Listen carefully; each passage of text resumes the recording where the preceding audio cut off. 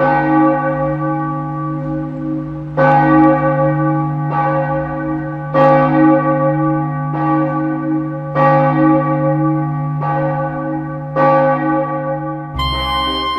un midrash, un cuento hebreo, que dice que un hombre soñaba con hacerse rico. Quería para ello encontrar un tesoro. Una vez soñó que debajo del puente de su pueblo había un tesoro enterrado.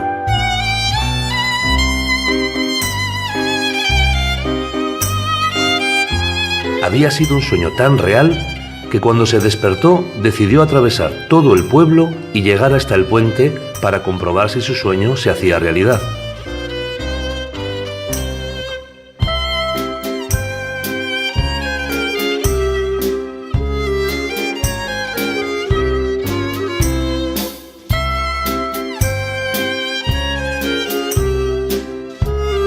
Mientras buscaba, apareció un guardia que estaba vigilando. El guardia le llamó y le dijo: ¿qué busca usted? Y con mucho miedo le contó su sueño.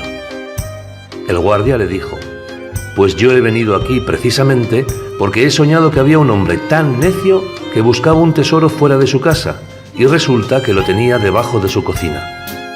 El hombre se fue corriendo, cavó en su casa y tal como le había dicho el guardia, encontró el tesoro.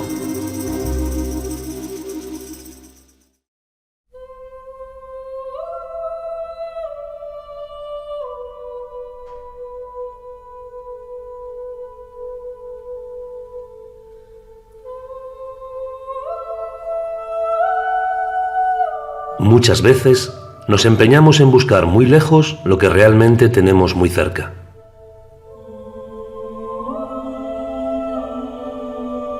Especialmente insistimos en buscar la felicidad fuera de la vida que vivimos normalmente. Buscamos constantemente algo que nos permite realizarnos porque en el fondo estamos muy insatisfechos. Y también tenemos otro problema que deriva de este primero, que somos incapaces de ver las cosas extraordinarias que tenemos justo al lado.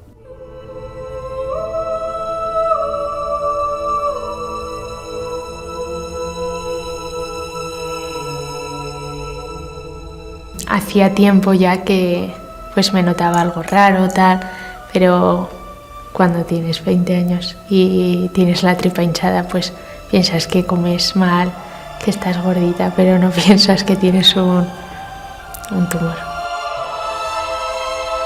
La cosa fue que ella se iba a ir de viaje, se iba a ir de voluntaria a Marruecos con las hermanas de Teresa de Calcuta. Y bueno, pues vio que no se iba con seguridad porque ella es antimédicos y llegó un día y dijo: antes de ir a Marruecos me voy al médico. Entonces yo pensé, algo pasa, porque Débora no quería ir nunca al médico. Cuando ella se encuentra verdaderamente mal y tiene dolor y se encuentra inflamada, pues entonces vamos al médico y la médico de cabecera ya intuye que bueno, que hay algo que además es grande, tiene volumen, y entonces la envía a ginecología con carácter urgente. La enfermedad de Débora, que ha nacido a la sombra del Pilar de Zaragoza en España, no es una casualidad que ha pasado inadvertida a los ojos de Dios. Al contrario, es una llamada a seguir las huellas de Jesucristo, a ir donde no sabes por donde no sabes. Quizá es la oportunidad perfecta para un encuentro entre ella y nuestra Madre, la Virgen María. Algo parecido les pasó a los apóstoles. Santiago y Juan, por ejemplo, pasaban su día a día pescando con su padre todos los días en el mar de Galilea. Quizá nunca se habían fijado en aquel hombre de Nazaret al que le gustaba pasear por la orilla del lago. Tal vez estaban hartos de bregar todas las noches para intentar conseguir algo de pescado para poder vivir. Pero sin embargo, fue precisamente en esa realidad concreta donde ellos vivían, donde apareció Jesucristo en su vida y les llamó a hacer algo extraordinario. Les llamó a dejar las redes, a dejar la barca y a seguirle para ser pescadores de hombres. Estoy seguro que a ti te ocurre algo muy parecido. Yo no sé cuál es tu realidad. Quizás seas una ama de casa, que estás todo el día entre pucheros, cuidando a los niños y haciendo los deberes con ellos. O tal vez eres un chaval al que le cuesta mucho ir al colegio, porque no se le dan bien las matemáticas. Quizá puede que seas un agricultor que está todo el día trabajando durísimo para ganarse el pan con el sudor de su frente. O tal vez eres un chico que vive para el deporte, única y exclusivamente, y no piensa en nada más que en convertirse en el campeón. O tal vez puede ser que estés en la universidad y estés todo el día pensando en terminar la carrera para conseguir un trabajo que te permite irte de casa. No lo sé, no sé quién eres, pero lo que estoy seguro es que en tu realidad concreta, quizá en la realidad que a ti no te gusta, es el lugar que ha elegido Jesucristo para encontrarse contigo e invitarte a salvar con Él el mundo entero.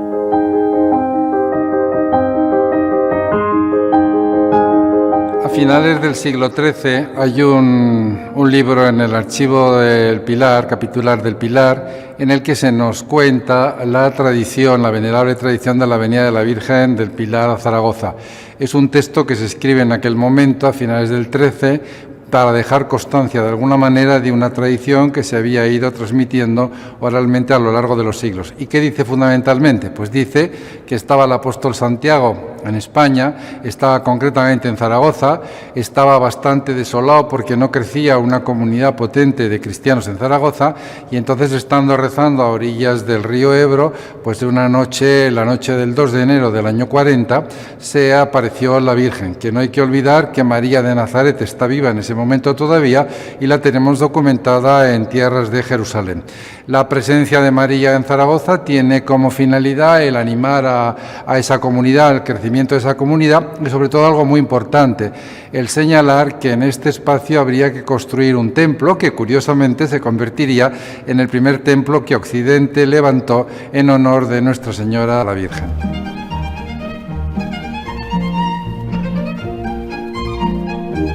Y les tuviera que decir a todos ustedes qué significa para mí el Pilar es la casa.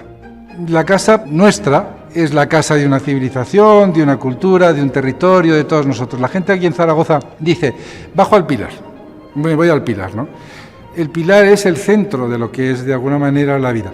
Y luego esa imagen del Pilar se ha convertido también en una casa de carácter universal. No hay que olvidar que la Virgen tiene un enorme impacto y una enorme influencia en el mundo americano.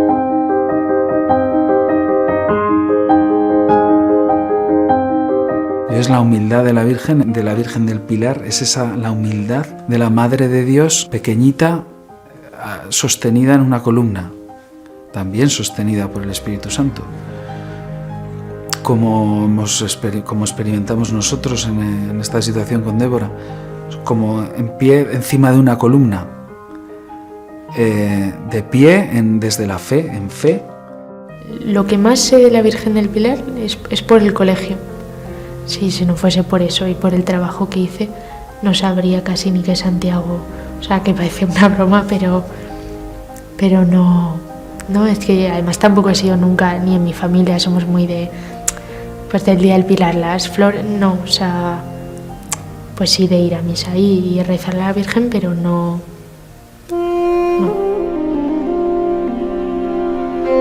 Entre la tradición y el folclore, corremos el peligro de perder de vista el acontecimiento real, la intervención directa de la Virgen en la historia concreta de alguien que sufre por hacer la voluntad de Dios.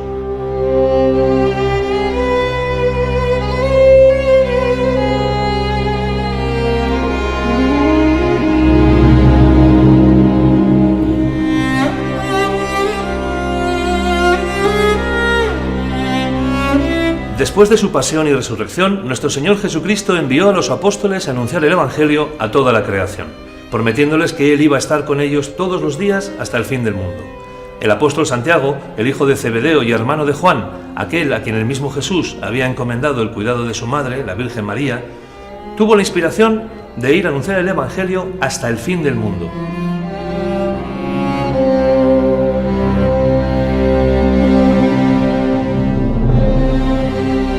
Maram, Taimi.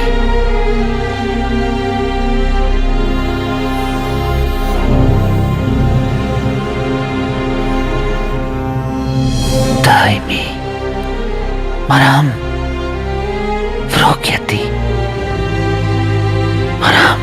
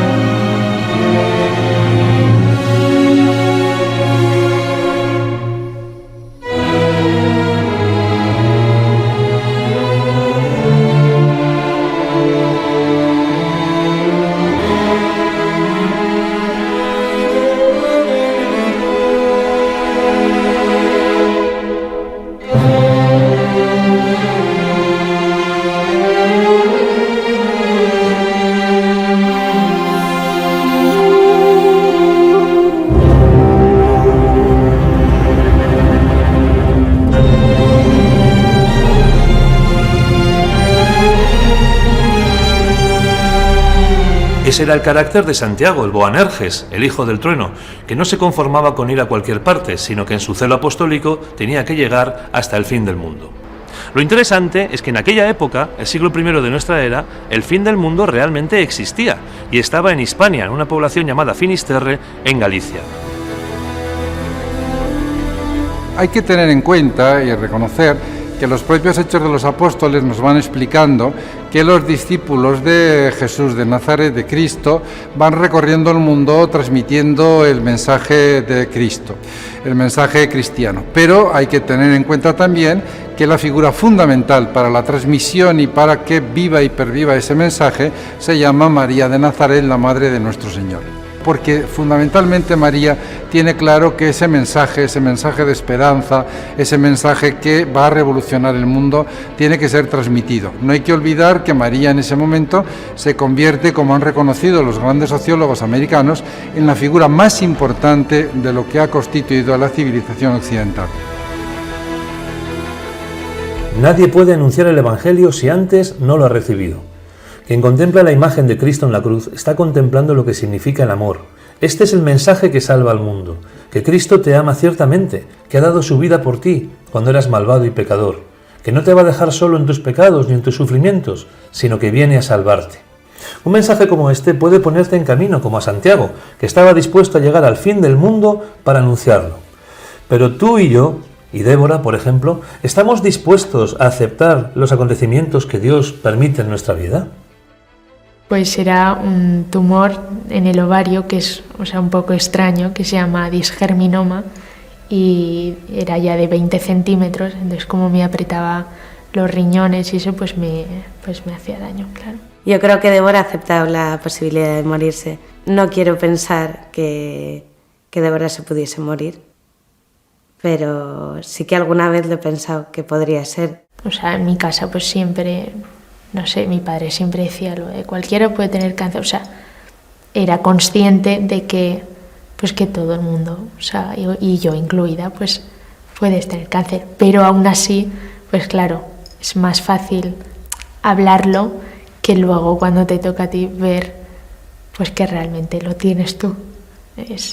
Por mucho que te lo hayas podido plantear o que exista la posibilidad, no deja de ser después pues más impactante si te toca a ti, claro.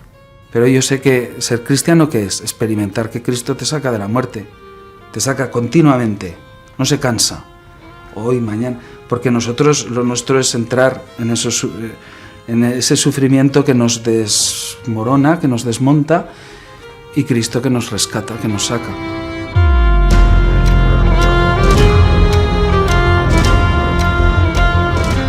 Muchas tradiciones hablan de los distintos lugares que el apóstol Santiago pudo visitar en su estancia en Hispania, pero todas ellas coinciden en afirmar que a finales del año 39 de nuestra era, Santiago vino a evangelizar Zaragoza, esta ciudad, que por aquel entonces se llamaba César Augusto. ¿Y por qué Santiago vino a Zaragoza? Pues porque Zaragoza era una ciudad muy importante dentro del Imperio Romano. Era una ciudad muy próspera y que además actuaba como un punto de control de los caminos del imperio. Desde este puerto fluvial salían muchas rutas que recorrían todo el Mediterráneo, por lo cual tiene toda la lógica del mundo pensar que Santiago quisiera iniciar una comunidad cristiana aquí para ayudar a la evangelización de todo el occidente. Además, César Augusta era una colonia de origen militar y ese era el ámbito en el cual se había extendido el cristianismo con mayor facilidad hasta entonces. Las ciudades romanas se construían todas siguiendo el mismo esquema, alrededor de dos calles principales, que se llamaban el Cardo Máximo y el Cardo Decumeno.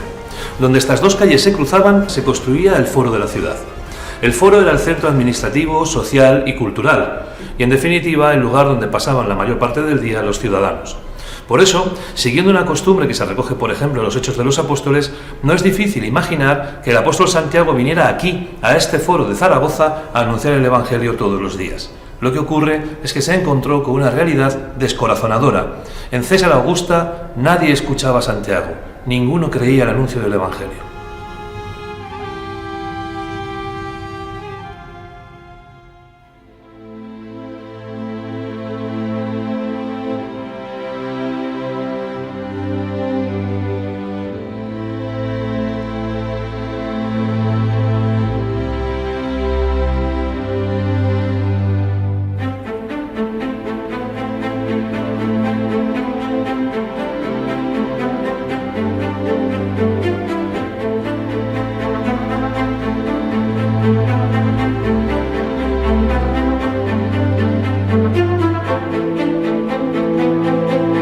Estamos al lado de donde hemos pasado 50.000 veces, porque hemos nacido aquí en Zaragoza, vivimos aquí, pero quizá nunca nos hemos dado cuenta de lo que teníamos delante, ¿no? Por eso yo quería traeros aquí, tomar un poco de distancia, venir, porque es algo que he querido hacer por Débora desde que supe que tenía cáncer. Yo siempre he pensado, ¿qué puedo hacer por Débora? ¿Qué es lo mejor que le puedo regalar? ¿De qué manera le puedo ayudar? Porque muchas veces los consuelos humanos son vanos, quedan un poco apagados, no sabes muy bien qué hacer. Y desde el primer momento se me ocurrió que sería bueno llevarle al lugar donde la Virgen María ha actuado y donde la Virgen María ha consolado y ha ayudado a muchísimas personas, y en especial a una de ellas, al apóstol Santiago, del cual venía a hablaros hoy. Por eso os traigo este sitio, aquí al lado del puente de piedra. Este puente de piedra es muy importante, nos ayuda a situarnos porque es el mismo puente, está situado en el mismo lugar de hace 2000 años, los cimientos son los mismos, y aunque ha sido destruido y ha sido reconstruido muchísimas veces, podemos decir que es exactamente el mismo puente, porque esos son los mismos cimientos. Sabéis que los romanos eran unos ingenieros maravillosos y unos arquitectos increíbles, y que muchas de sus construcciones permanecen hasta el día de hoy. Este puente es el que sin duda atravesaría el apóstol Santiago muchísimas veces cuando estuvo en Zaragoza. Me gustaría que os imaginaseis al apóstol Santiago que entra en la ciudad por este puente, por esa puerta, llega al foro y va a predicar, y nadie le escucha. Y a la noche sale de la ciudad, y dice la tradición que dormía aquí, en la ribera del Ebro, aquí o en la orilla de enfrente, pasaba aquí las noches. O sea que Santiago, llevado de su celo, viene a predicar aquí, que es una ciudad importantísima, y entiendo y supongo que él buscaría pues tener éxito, que alguien se convirtiera, formar una comunidad. Pero lo que se encuentra es una realidad muy difícil, que aquí no se convierte nadie, nadie le escucha, todos se ríen de él. Entonces yo me imagino siempre Santiago volver fracasado del foro, venir aquí, tumbarse entre árboles a la orilla del río, a dormir como pudiera. ¿Qué comería? ¿Con qué se taparía? No lo sabemos. Pero sí sabemos, como nos dice la tradición, que Santiago llegó un momento que tomó la decisión de volverse a casa, de volver a Jerusalén, porque sintió que no tenía ningún sentido lo que estaba haciendo aquí. Entró en crisis, se puso triste y tomó esa decisión. Y estamos hablando de principios de enero del año 40 después de Jesucristo. Y según nos cuenta la tradición, en ese momento el apóstol Santiago se encontraba justo ahí, en la orilla de enfrente, paseando por la ribera del río. Y sabemos también que era víspera de sábado, era viernes, por eso se acercaba a la corriente de agua, porque según la tradición hebrea, en una ciudad donde no hay sinagoga, los hebreos van a rezar cerca de una corriente de agua.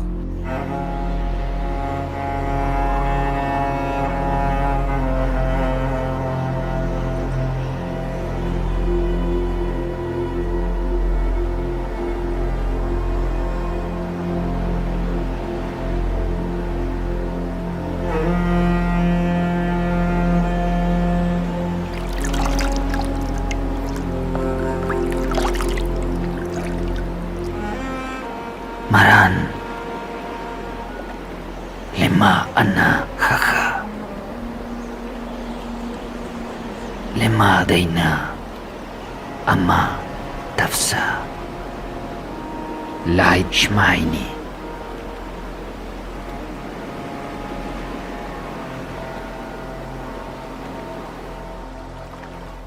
Me da miedo renegar, me da miedo mis pecados, me da miedo que yo pueda, en un momento dado, frente a mucho sufrimiento, esto me pueda superar y no quiera la ayuda de Dios. Pues sinceramente lo que Dios me quiere decir con esto no lo sé. Lo he intentado pensar y averiguar para qué o qué quiere con esto, y la verdad es que no lo sé. No sé, pienso cosas como que, por ejemplo, yo pues mucho tiempo he pedido, pues hazme una mujer cristiana, hazme una mujer cristiana. Claro, yo pensando, pues hazme una mujer cristiana, yo que sé, internamente y ya está. Pero claro, yo tampoco sé si para que Él me haga a mí una mujer cristiana tengo que pasar por esto, aunque sea para bajarme de mi soberbia y ver un poco mi debilidad, pues ya ha servido para algo. el sufrimiento me da miedo pensar que no lo voy a poder con él, que me va a quitar la paz, que me va a separar de donde está la vida. Pero luego el Señor a mí me ayuda en el día a día a ver, bueno, que si Él ha vencido todas las muertes y todas las angustias que yo paso cada día, y por mis pecados y por mi matrimonio y los combates en mi matrimonio y los sufrimientos con los hijos, si de esto me saca todos los días, en el momento de la muerte, en la muerte física y en el momento de la muerte último, Él me sostendrá. Pues yo pensaba que no, que detrás de un sufrimiento pues podía ser que no estuviera Dios. Yo ha habido momentos de sufrimiento auténtico, de esos sufrimientos, angustias que llegan a doler el cuerpo, que no sé si alguien es una angustia, un dolor físico que llega a poner enfermo. Y realmente, pues oye, es curioso porque una cosa tan grave que es que se me pueda llevar la vida a Dios de mi hija, pues sí, Dios está detrás, sí. O sea, yo ya me había rapado la cabeza para que no fuese tan impactante, pero da igual. O sea, lo llevo un poco mal. Porque aunque mentalmente ya me había hecho la idea, luego o sea, despertarte y ver todo, o sea, que es que lleno todo de pelos, que parezco un gato, pues no me gusta, claro. No me hace sufrir mucho porque, bueno, qué sé, ya me he ido mentalizando, pero sí, y hay momentos que sí que digo, pues me da vergüenza ir a determinados sitios o con determinada gente, o por la calle cuando veo a alguien, pues miro para otro lado y digo, que no me vea así. Pero bueno, es lo que hay, yo qué sé, es lo de menos en realidad. Como Débora, estamos todos llenos de miedos. Hay muchísimas cosas que nos dan terror. Tenemos miedo a la muerte, miedo a la enfermedad, tenemos miedo a la pobreza, a quedarnos sin dinero. Nos gusta admitirlo o no, no somos tan fuertes y tan fantásticos como nos gustaría. No somos superhéroes. Pero sobre todo, hay un miedo que no podemos soportar, que es el miedo a no sentirnos queridos, el miedo a sentirnos solos. Por eso, muchas veces fingimos ser quienes no somos para intentar que los demás nos quieran. Pero la triste realidad es que tú y yo sabemos lo que se esconde muchas veces detrás de la imagen de una vida feliz e idílica, y lo que se esconde es la soledad absoluta. Porque no hay nada más terrible que sentirse rechazado, no hay nada más terrible que sentirse solo.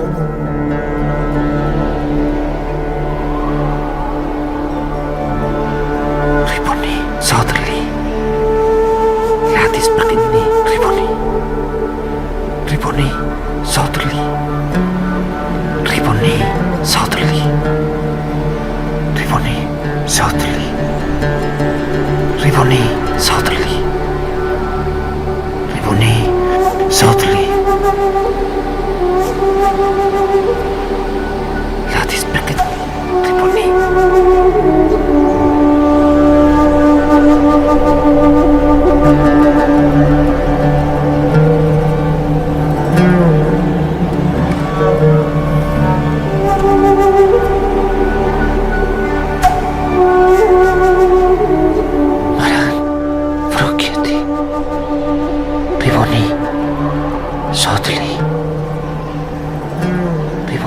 Lema Elah Sabkar Daimi Zaid Tzror Lichal Midam Daimi Helet Atechasi Delataken Limidab Acha Leudcha Diavket Detihud Itzada Mintzmaya Detechorgom Baram Inma Soderli.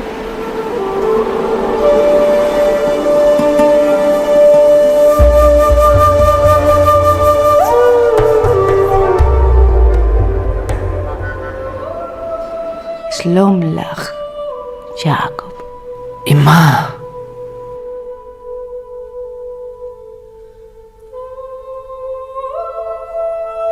Entonces Santiago, en esa noche del 2 de enero, en esa noche que está tan en crisis, se pone a hacer una cosa sorprendente.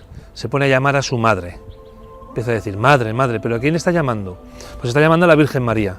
Sabéis que Jesucristo entregó a la Virgen María a Juan como su madre en la cruz. Santiago era hermano de Juan, por eso se sabe que tenía una relación muy estrecha con la Virgen María. Y en ese momento de crisis, en ese momento de oscuridad total, Santiago se pone a llamar a su madre, madre, madre, llamando a la Virgen María. Pero lo más sorprendente es que la Virgen María vino a Zaragoza a acompañarla. Aquí decimos que vino, no que se apareció. La Virgen, por ejemplo, se ha aparecido en Lourdes, o en Fátima, o en Guadalupe, pero no aquí en Zaragoza. Aquí en Zaragoza decimos que vino. ¿Por qué? Porque todavía estaba viva. Vino en carne mortal. Dios le daría el don de bilocación o el don de traslación, no sabemos, pero lo que es seguro es que vino en ese momento en carne mortal, estando todavía viva y viviendo en Jerusalén, para consolar al apóstol Santiago. Y le hizo una promesa. Las palabras que la Virgen le dice a Santiago son impresionantes, porque lo que le dice es que ánimo, que no se rindiera, que esa misión que él estaba haciendo era muy importante, que aunque en ese momento no hubiera frutos, esa misión iba a dar mucho fruto, porque desde aquí, desde Zaragoza, se iba a evangelizar un mundo nuevo, un mundo que todavía no se conocía.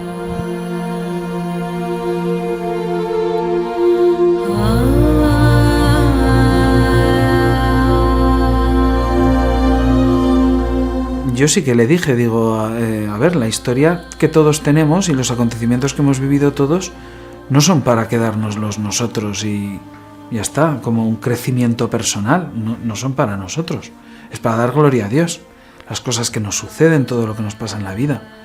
Digo, a ti te ha pasado esto y a lo mejor es una llamada también para que des gloria a Dios, para que, bueno, se pueda, a través tuya, pues alguien pueda venir a la fe, pueda conocer el amor de Jesucristo, o pueda ver que el sufrimiento no es una monstruosidad.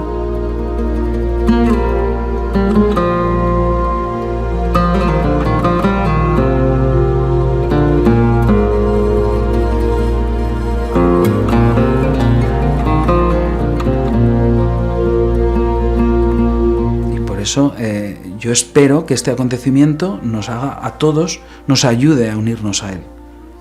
Esto es un combate, porque yo pues tantas veces me veo sabiendo esto, sabiendo que Dios hace las cosas para ayudarme a mí en este sentido, y veo a lo mejor que no puedo rezar.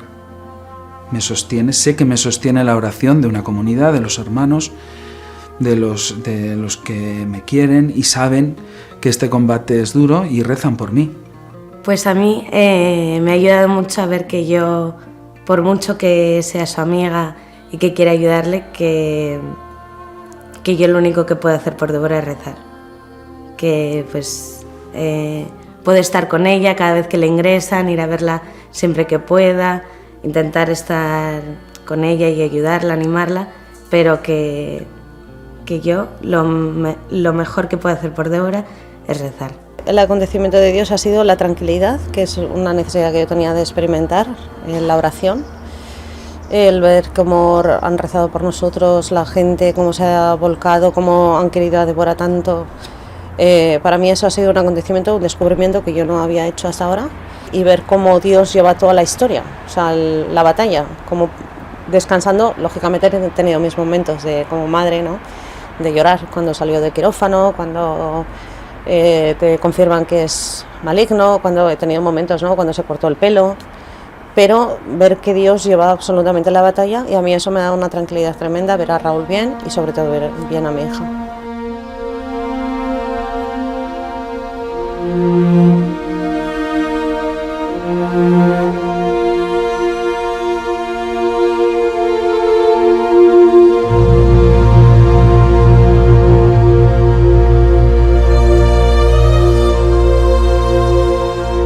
Y la Virgen le trae un regalo a Santiago. Uno podría imaginar qué podría traer. ¿Qué necesitaría Santiago? ¿Necesitaría comida? ¿Necesitaría abrigo? No sé, algún tipo de ayuda. Pues no le trajo nada de eso, ¿eh?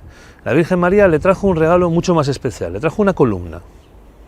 Una columna de aproximadamente 1,80 m, hecha de jaspe.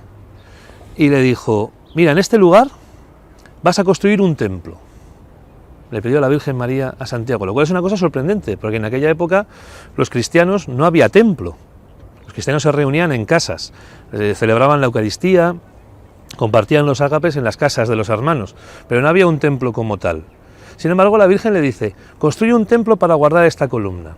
Y esa columna pervive a lo largo de los tiempos como ¿qué? Pues como el testimonio indudable de que María de Nazaret ha estado en Zaragoza la noche del 2 de enero del año 40. Pero lo voy a decir más, si nosotros estudiamos la Santa Capilla, lo que es la Santa Capilla donde está el pilar y la imagen devocional que se coloca en el siglo XV, nos damos cuenta que responde a la estructura de una casa romana, de un gran patio romano. Sabemos que debajo de ello hay mosaicos, es decir, que estamos en este momento tocando la realidad de aquellos cristianos que se reúnen en casas al anochecer junto al río para de alguna manera recuperar ese mensaje de Cristo.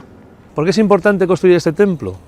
Dice, porque en este lugar se venerará esta columna para que por mi intercesión Dios escuche las plegarias de aquellos que imploren mi nombre, de aquellos que imploren mi patrocinio.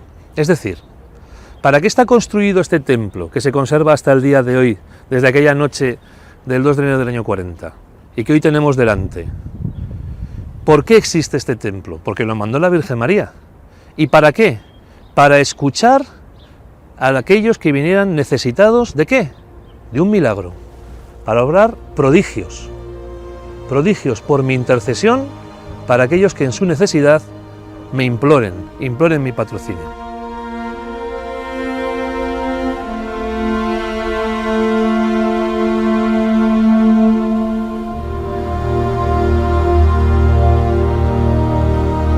Si supiese que ahora la Virgen, pues que está esperando que vaya y que me quiere regalar pues lo que le pida, pues sí, y me hace mucha ilusión además, claro.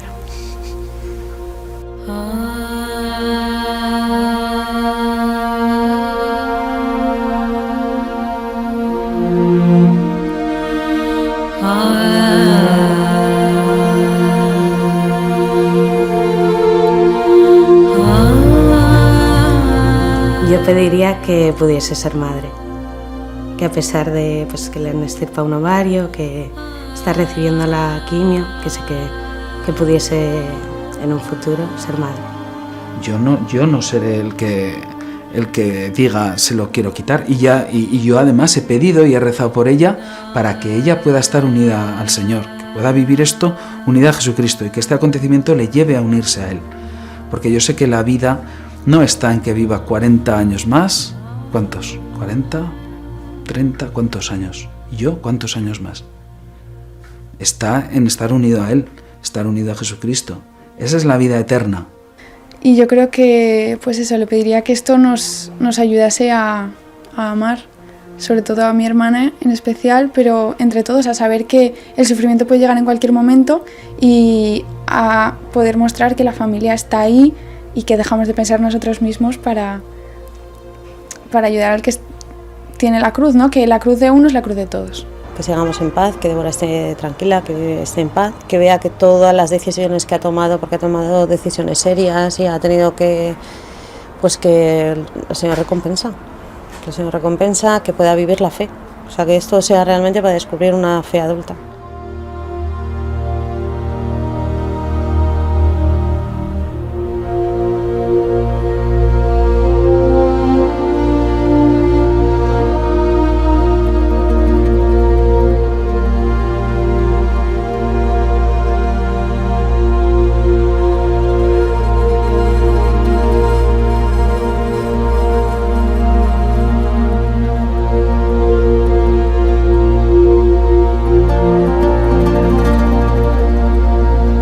Una de las cosas más importantes que le dice la Virgen María a Santiago es que este templo permanecerá hasta el fin de los tiempos.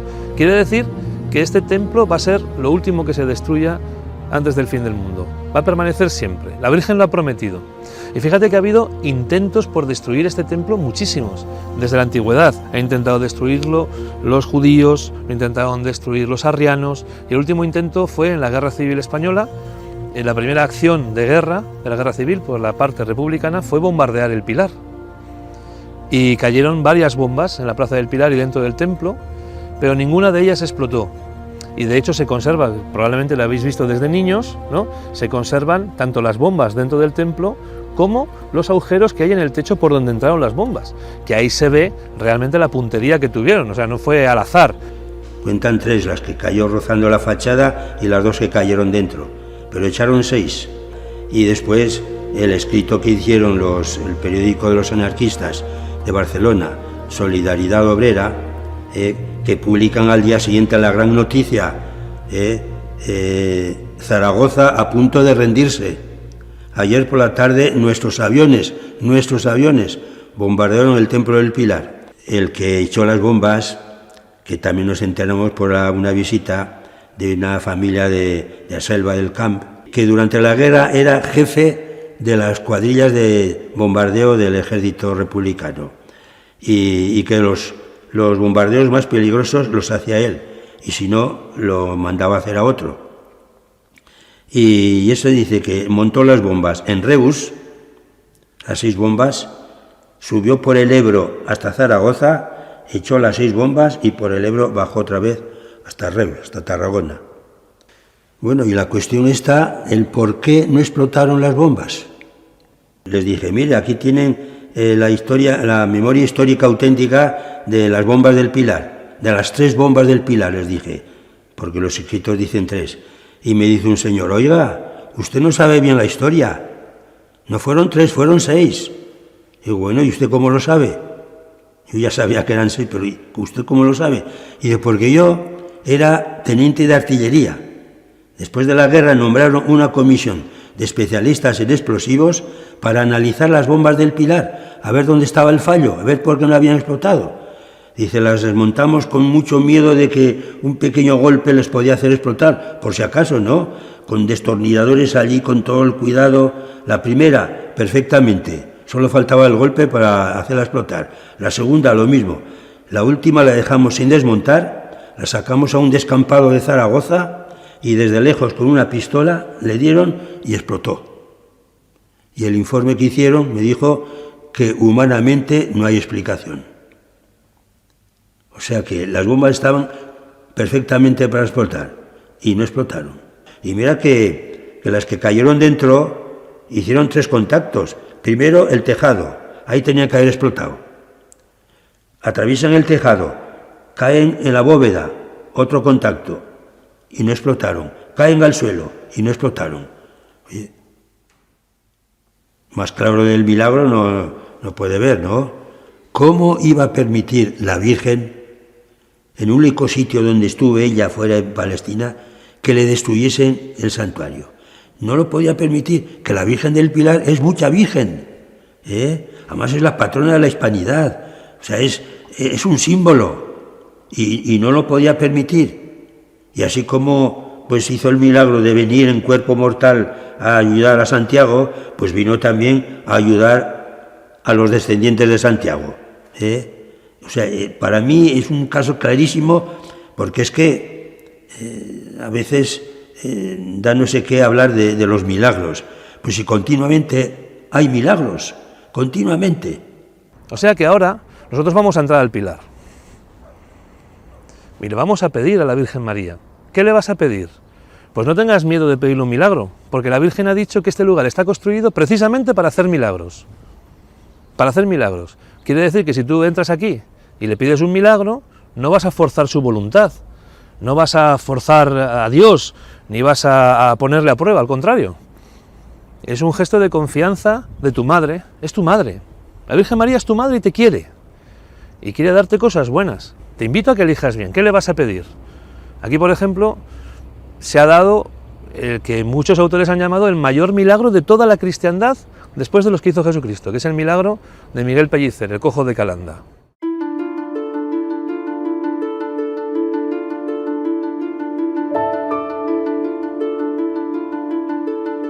Cuando el milagro de Calanda convierte el Templo del Pilar en referencia de un hecho singular, absolutamente extraordinario, genera una gran devoción.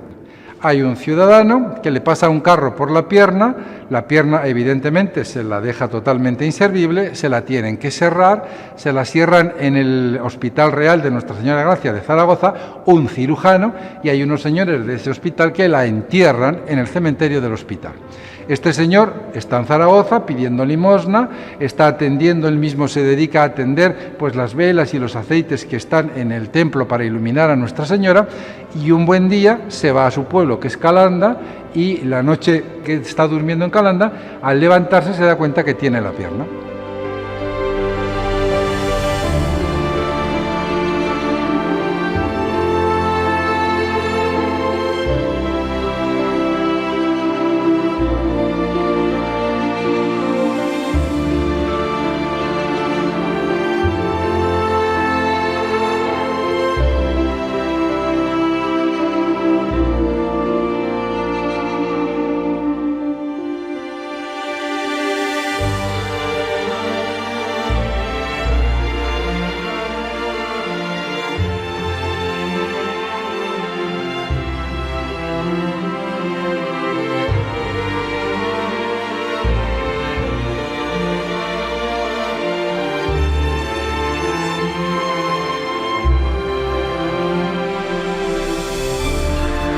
Pellicer dice que cuando ha estado por la noche soñando en que se recuperaba la pierna, lo que ha visto es la imagen del pilar.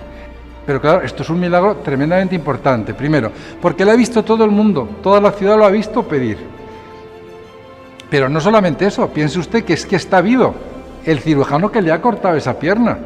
Y que además está vivo la persona que le ha enterrado esa pierna. Entonces esto es tal impacto que Felipe IV, que entonces gobierna España, decide que se haga un acto notarial, que es el protocolo de Mazaleón, que lo conservamos, en donde cuentan todo el mundo lo que ha visto y es un milagro absolutamente incontestable.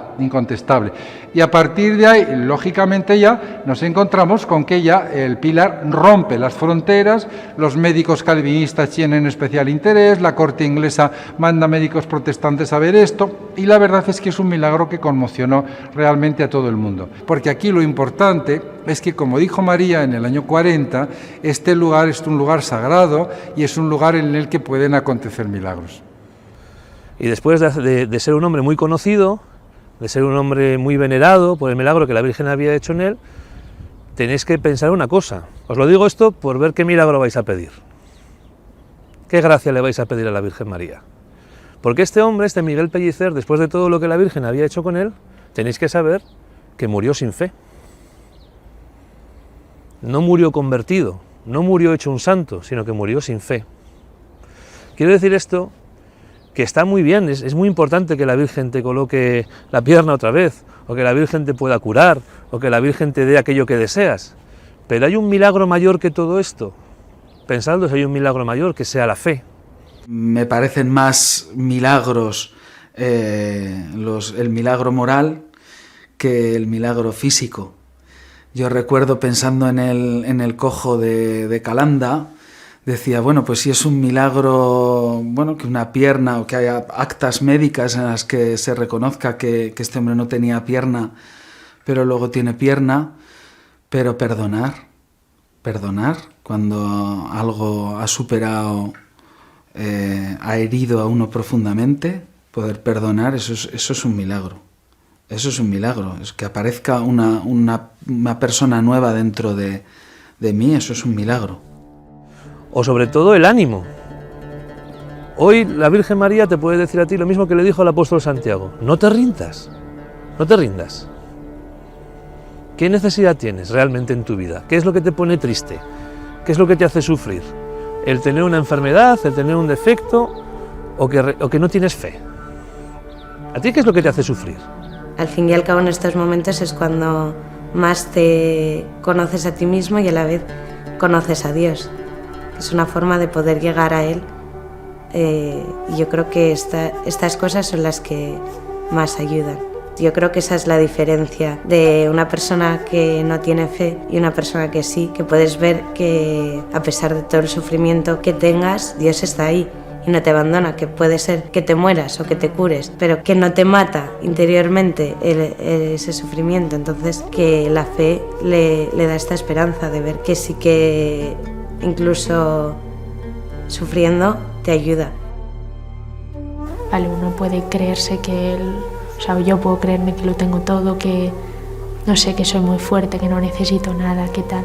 Pero bueno, luego en el fondo viene la enfermedad y eso sí que es algo que no es controlable. O sea, que no depende de mí. Ni yo me he dado la enfermedad, ni yo me la puedo quitar. entrar en este sufrimiento a mí me hace participar de la resurrección de Jesucristo, de saber que Él me rescata, que me saca de la muerte, que me devuelve la alegría a la vida. Y nos pasa como familia de la muerte a la vida, nos da la alegría. Entonces, una de las preguntas que te puedes hacer es ¿por qué la Virgen trae una columna y no le trae otra cosa a Santiago? Trae una columna porque es muy importante, no solamente a nivel simbólico. Es verdad que en la Biblia, pues la columna, por ejemplo, la columna de fuego es la que guía al pueblo de Israel en el desierto, etc. Pero trae una columna, tú cuando vayamos luego al Pilar y la beses, notarás que la columna tiene un olor especial, huele como a rosas, es un olor muy curioso, muy especial, pero no es porque le pongan perfume ni nada, es que la columna huele así. Y es que hay una tradición que se remonta al siglo IV que dice que ¿por qué la Virgen María trajo una columna? Y no trajo otra cosa, trajo una columna en concreto. ¿Qué columna trajo? ¿Cuál es la columna que conservamos aquí en el Templo del Pilar? Pues desde el siglo IV se cree que esta es la columna donde flagelaron a nuestro Señor Jesucristo. Esta es la columna de la flagelación.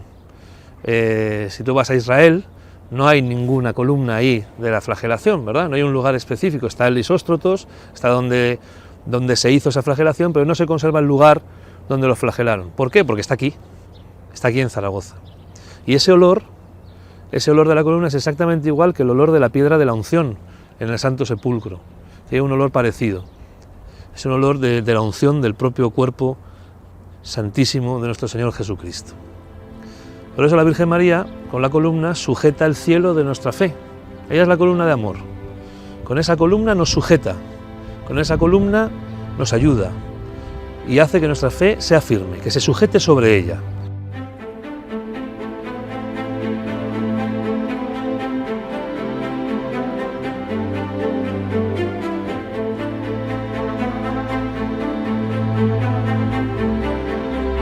Yo creo realmente que ella tiene ahora una ayuda extraordinaria que viene del Espíritu Santo.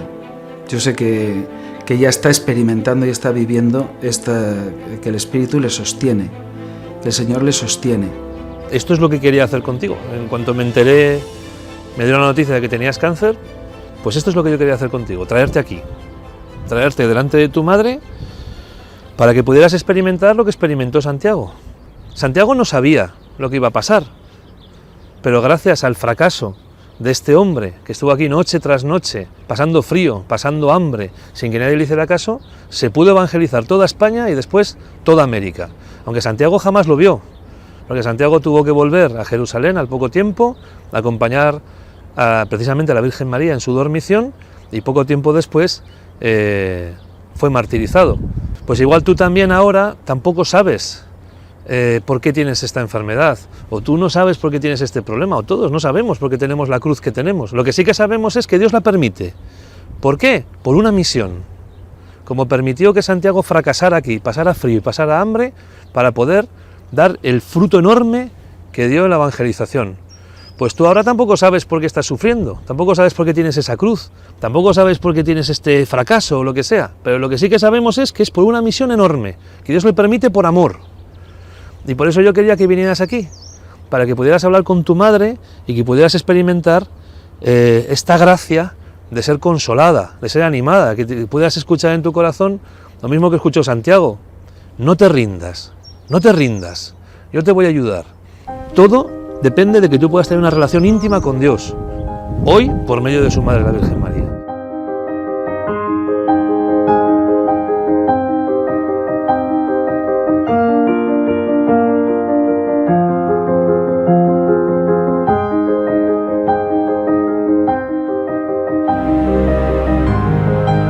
Quizás las cosas más importantes son las que tenemos al lado y no nos damos ni cuenta.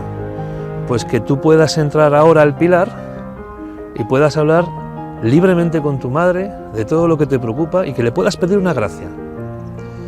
Porque yo pienso que mínimo la Virgen María lo que va a hacer contigo, y con vosotros también, y conmigo, es lo que hizo con el apóstol Santiago: animarte, animarte.